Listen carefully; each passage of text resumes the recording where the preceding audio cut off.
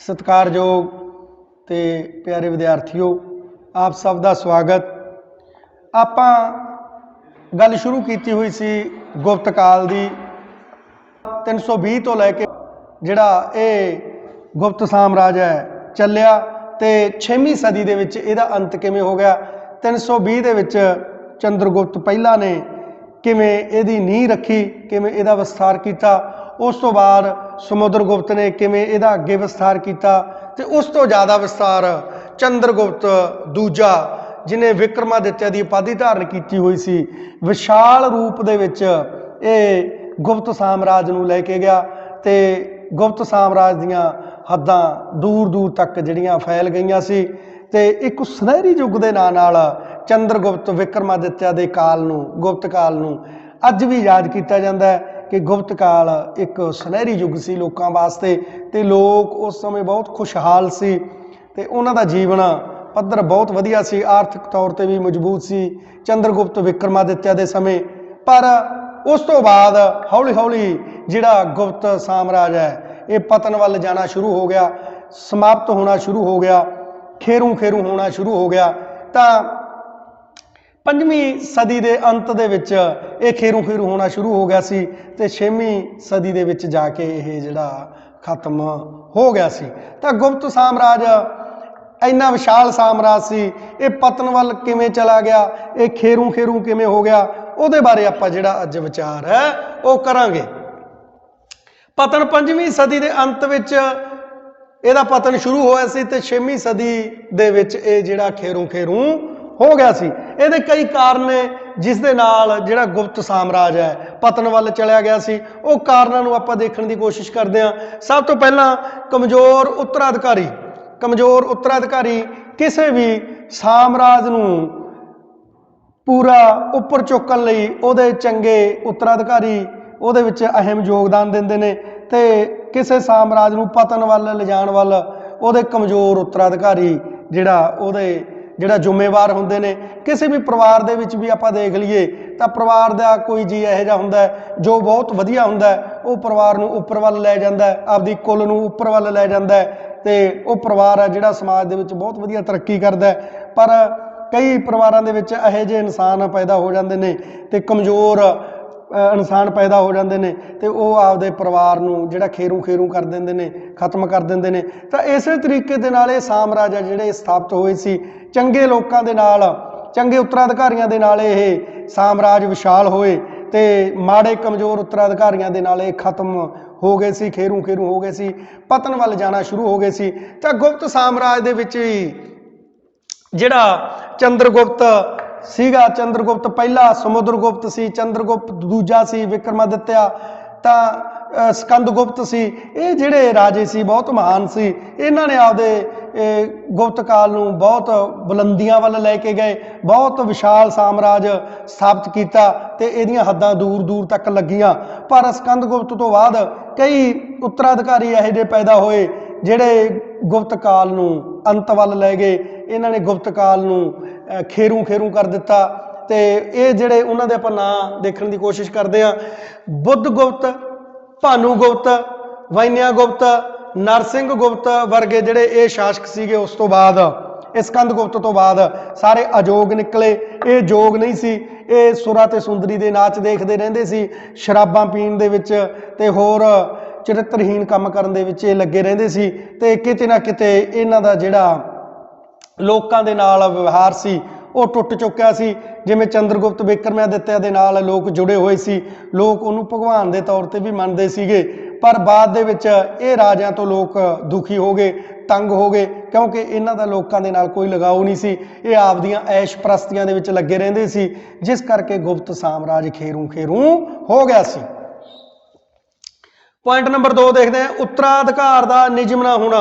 उत्तराधिकार का निजम ना होना, जदों भी किसी राजे की मौत हो जाती सी तो वह वड्डा पुत्र जिहड़ा वो गद्दी ते बैठदा सीगा ते उहनूं राज भाग है जिहड़ा वो मिल जांदा सी।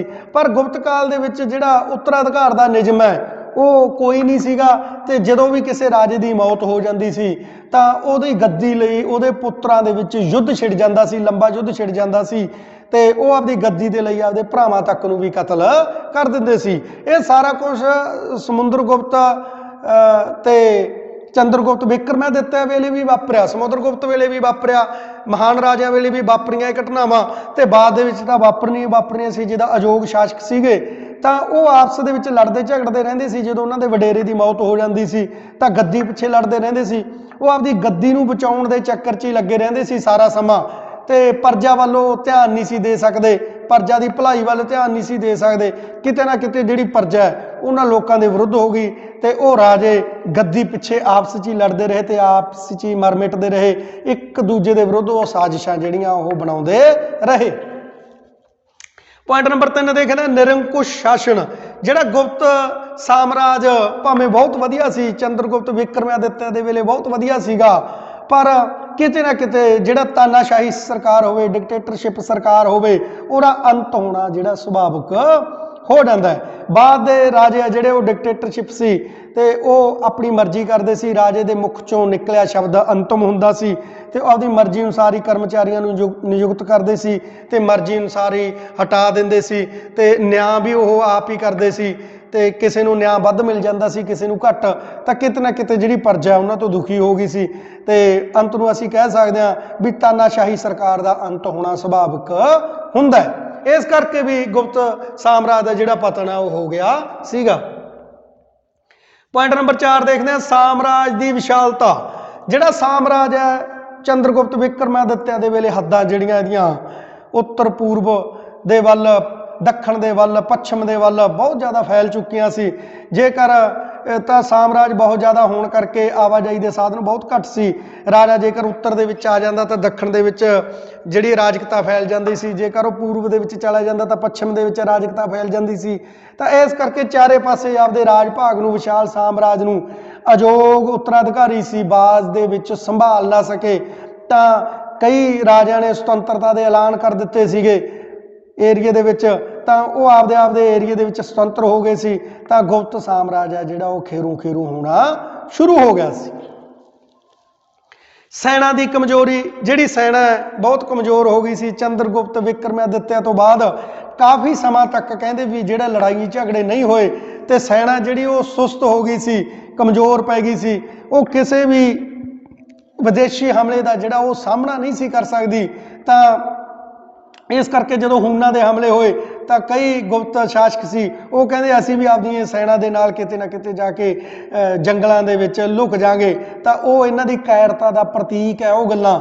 ਤਾਂ ਉੱਥੋਂ ਸਾਨੂੰ ਪਤਾ ਲੱਗਦਾ ਵੀ ਇਹਨਾਂ ਦੀ ਸੈਨਾ ਕਮਜ਼ੋਰ ਹੋਣ ਕਰਕੇ ਵੀ ਜਿਹੜਾ ਗੁਪਤ ਸਾਮਰਾਜ ਹੈ ਉਹ ਪਤਨ ਵੱਲ ਜਾਣਾ ਸ਼ੁਰੂ ਹੋ ਗਿਆ ਸੀ। ਸੀਮਾ ਸੁਰੱਖਿਆ ਦੀ ਅਣਗਹਿਲੀ। ਸੀਮਾ ਸੁਰੱਖਿਆ ਦੀ ਅਣਗਹਿਲੀ, ਜਿਹੜਾ ਉੱਤਰ ਪੱਛਮ ਵਾਲਾ ਏਰੀਆ, ਇਹਨੂੰ ਪ੍ਰਵੇਸ਼ ਦੁਆਰ ਕਿਹਾ ਜਾਂਦਾ ਭਾਰਤ ਦਾ। ਜਿੰਨੇ ਵੀ ਹਮਲਾਵਰ ਆਏ ਉੱਤਰ ਪੱਛਮ ਸੀਮਾ ਰਾਹੀਂ ਭਾਰਤ ਦੇ ਵਿੱਚ ਸਭ ਤੋਂ ਪਹਿਲਾਂ ਉਹ ਪੰਜਾਬ ਦੇ ਵਿੱਚ ਪ੍ਰਵੇਸ਼ ਕਰਦੇ ਸੀ। ਪੰਜਾਬ ਨੂੰ ਉਹ ਲੁੱਟਾਂ ਖੋਹਾਂ ਕਰਕੇ ਪੰਜਾਬ ਦੀ ਫਿਰ ਉਹ ਅੱਗੇ ਦਿੱਲੀ ਵੱਲ ਵੱਧਦੇ ਤੇ ਅੱਗੇ ਉਹ ਸਾਰੇ ਭਾਰਤ ਦੇ ਵਿੱਚ ਪ੍ਰਵੇਸ਼ ਆ ਜਿਹੜਾ ਉਹ ਕਰ ਜਾਂਦੇ ਸੀ। ਤਾਂ ਇਸ ਤਰੀਕੇ ਨਾਲ ਉੱਤਰ ਪੱਛਮ ਸੀਮਾ ਵੱਲ ਜਿਹੜਾ ਸਮੁੰਦਰਗੁਪਤ ਵਰਗੇ ਸੀ ਉਹਨਾਂ ਨੇ ਤਾਂ ਵਧੀਆ ਖਿਆਲ ਰੱਖਿਆ, ਮਜ਼ਬੂਤੀ ਰੱਖੀ।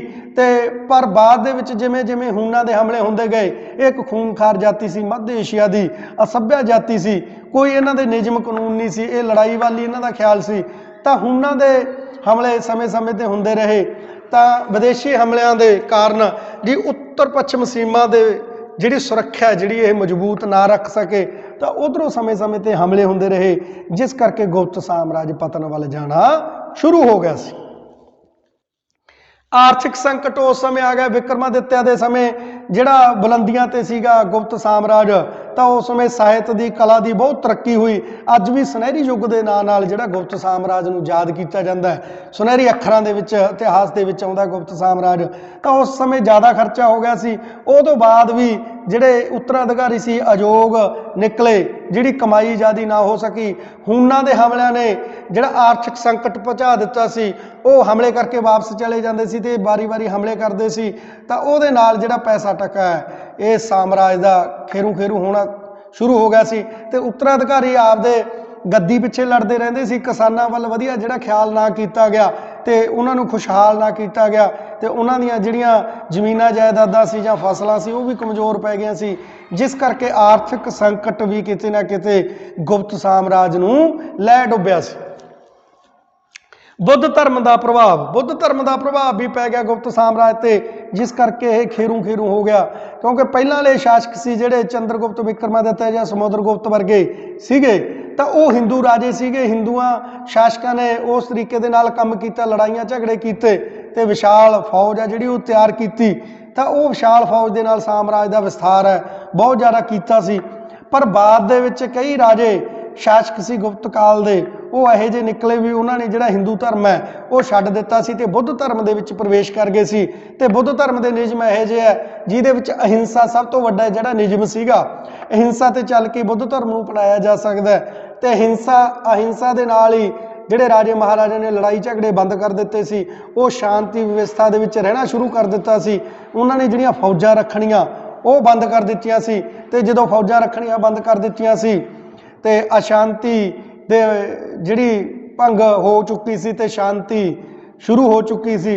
तो ये नाल जिहड़े विदेशी हमले समय समय ते होए, वो फौजां जिहड़ियां बुद्ध धर्म के न्यायी सीगे वो टाकरा ना कर सके, ते जिहड़ा साम्राज है वो खेरू खेरू होना शुरू हो गया सी।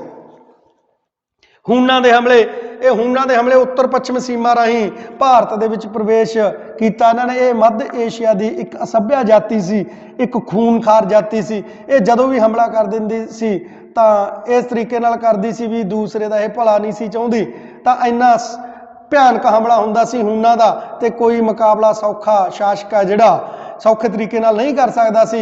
एक कमज़ोर उत्तराधिकारी तो बिल्कुल भी नहीं सी कर सकदा, जदों कि गुप्त साम्राज कोले जिहड़ी इन्नी मजबूत सेना भी नहीं सी। उन्होंने बुद्ध धर्म नूं ग्रहण कर लिया सी, ते उन्हां दे शासक जिहड़े कमज़ोर सीगे ते बुद्ध धर्म करके अहिंसा का प्रयोग करते सी।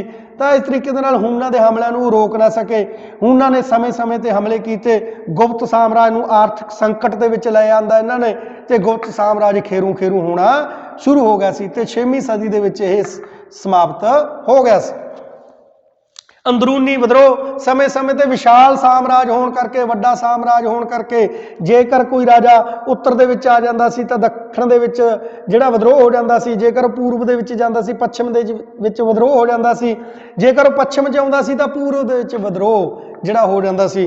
तां विद्रोहां नूं विशाल साम्राज नूं जिहड़ा ये शासक ने गुप्त साम्राज दे रोक ना सके, संभाल ना सके, ते समय समय ते अलग अलग शासक जिहड़े आज़ाद हो गए, आपकी सुतंत्रता के उन्होंने ऐलान कर दिते। वो किहड़े शासक सीगे? यशोधर्मन, हरिवर्मन, शोराशटर, वैन्यगुप्त, ये जिहड़े शासक सीगे अलग अलग एरिए दे गुप्त साम्राज दे वेले सरदार सीगे, उन्होंने सुतंत्रता के ऐलान कर दिते भी असीं आपदे एरिए च शासक आज़ाद राजे हाँ। तो वो जो आज़ादी उन्होंने मिल गई तो गुप्त साम्राज खेरू खेरू होना शुरू हो गया सी। ते 6वीं सदी दे विच जिहड़ा अंत है वो गुप्त साम्राज का हो गया सी। ते जेकर इहदा अंत भी हो गया, पर इतिहास दे पन्नियां ते किते ना किते गुप्त साम्राज नूं सुनहरी युग दे नाम नाल भी याद किया जाता है। मैनूं आस है कि अज दा टॉपिक तुहानूं समझ आया होऊगा। धन्नवाद।